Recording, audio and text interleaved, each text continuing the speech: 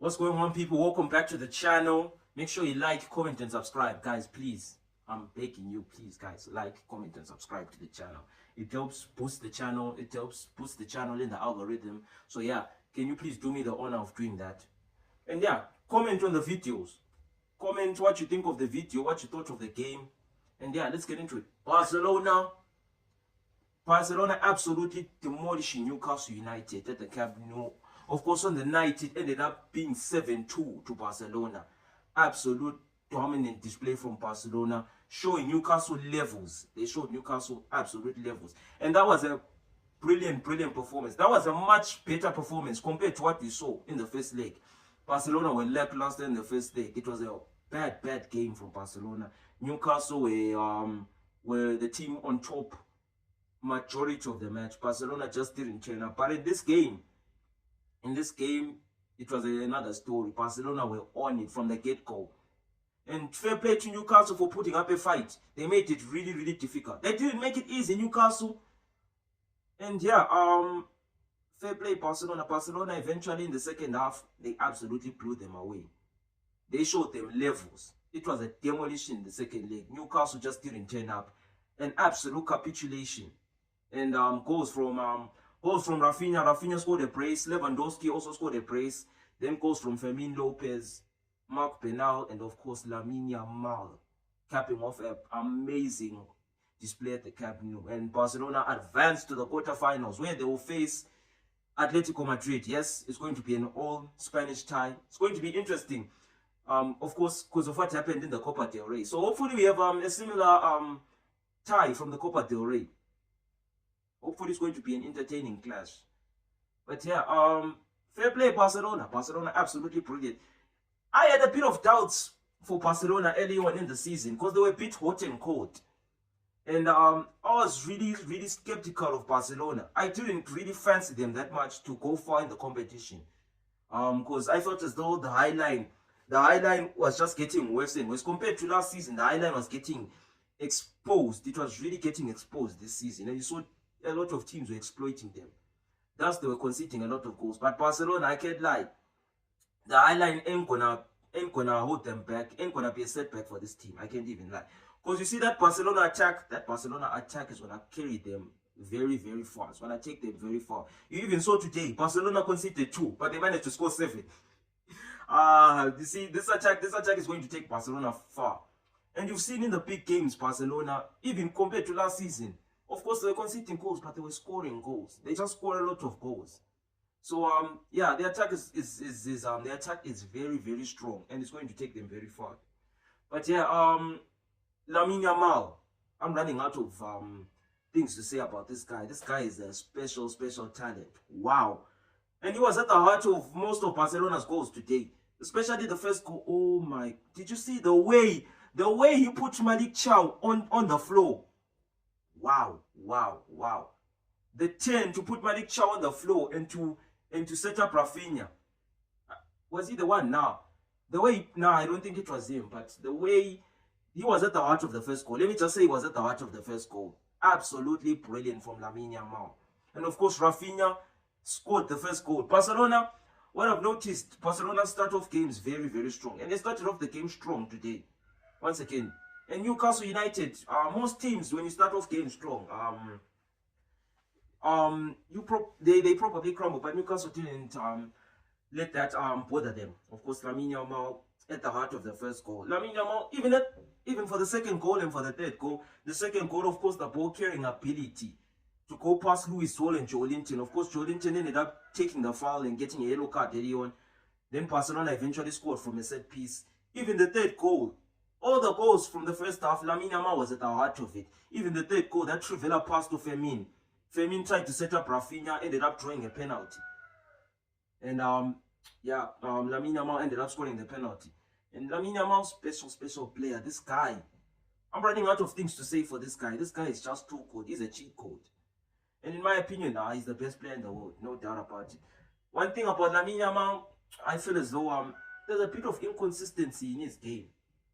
He's a bit hot and cold, and he tends to struggle against physical teams. You saw it at St. James's Park how much he struggled. Even at Stamford Bridge, when they lost 3-0, he tends to struggle against physical opposition. But not today. Absolutely brilliant today. Even Rafinha was amazing today.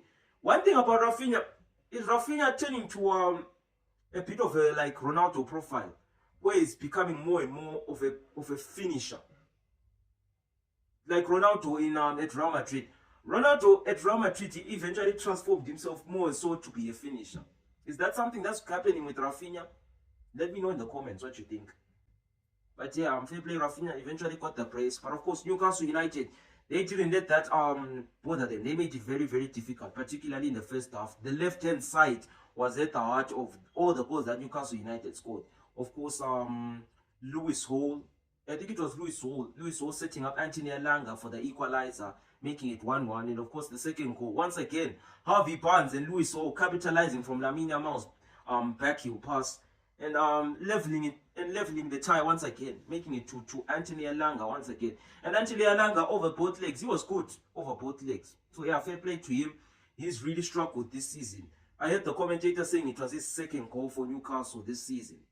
That tells you a lot. Anthony Elanga is really at a difficult start, but he's slowly coming into his own at St. James's Park.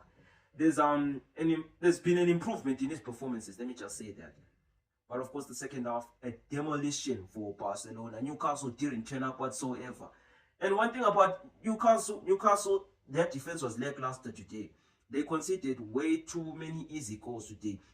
You saw even from the set piece, they were sleeping. Kieran Trippier, in my opinion, is becoming a liability for this Newcastle team. Let me just be honest with it. Kieran Trippier, I feel as though Newcastle should cut ties with him in the summer. They should look for a better replacement, because Kieran Trippier, he cost them from both goals. You saw in the set piece, Gerard Martin setting up Mark Bernal, and you saw Kieran Trippier was sleeping at the back post, and they eventually conceded. Even the third goal for Barcelona, Kieran Trippier just pulling Rafinha down. If you're going to do that, you have to be smart about it. You have to make contact fast and let go. And he cost Newcastle today once again. And he's been a bit of a liability for Newcastle this season. You saw even in big games, even the Manchester City game, when they lost 2-1 at the Etihad. He was costly for the second goal that Nico O'Reilly scored. He was sleeping at the back post once again. So yeah, I feel as though Kieran Trippier, I feel as though his time is done. His time is done. He's letting the team down. Of course, Fermin Lopez in the second half scoring the goal, putting Barcelona 4-2 ahead. And Barcelona just blew them away. Lewandowski scoring a brace. Lewandowski missed chances in this leg. I can't even lie. You saw even in the first half, there was that opportunity where Malik Chow made a poor pass. Barcelona capitalized. Lewandowski had an opportunity to score, but he was slow with the finish. Dan Penn eventually made that block to keep Newcastle United in the game. But in the second half, that was a better performance. I just feel as though Newcastle United capitulated. You even saw from the goals they were conceding. Barcelona were just playing through their team so easily. You saw through the Fermin goal. The space that Fermin had, 1v1 with Ramsdale. Bottom right-hand corner. Absolutely brilliant. And Fermin Lopez, he's been brilliant this season. He's gone up a level. Fermin Lopez. And he's keeping Dani Olmo in the bench. Of course, Dani Olmo has a bit of an injury history, but Fermin Lopez, I feel as though he's locked down that number 10 position. It's now his own. It's now his own position. And of course, Lewandowski scoring. Of course, Newcastle United once again sleeping at the back post from that corner. I don't know. Most of the defenders were covering the near post. I don't know what they were doing. And players from the back post, they were sleeping. Lewandowski capitalized, making it 5-2. Rafinha once again scored, capping off an amazing display for Barcelona. And yeah, Barcelona is a serious team. And I'm really, really excited to see what they will do moving forward in the competition. And yeah, an exciting affair with Atletico Madrid. Atletico Madrid didn't make it easy for them. Of course, losing 3-2 at the Tottenham Hotspur Stadium. They made it a bit uncomfortable for themselves. But anyway, they got the job done. I think they won 7-5 on aggregate.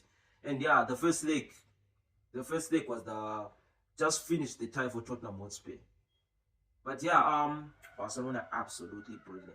Really, really excited to see what's going to happen. And of course, the quarterfinals, if you don't know, it's like this. PSG is going to play Liverpool. It's going to be another clash between these two teams. Of course, last season they played each other in the round of 16. PSG came out on top. It's going to be interesting. But of course, Liverpool pressed aside Galatasaray in dominant fashion. Galatasaray, I said this in my previous video. Galatasaray, their away games, they're not good. They are poor. There was a stat that I read. Galatasaray, they've only won one game so far in the Champions League in their campaign. They beat Ajax, and that goes to show Ajax were poor in this. Ajax were poor. They are a poor team, awful team. And Galatasaray, that was the only team they beat. So I knew going into the second day, Galatasaray would struggle. And Liverpool brushed them away. Of course, winning 4-0 at Anfield.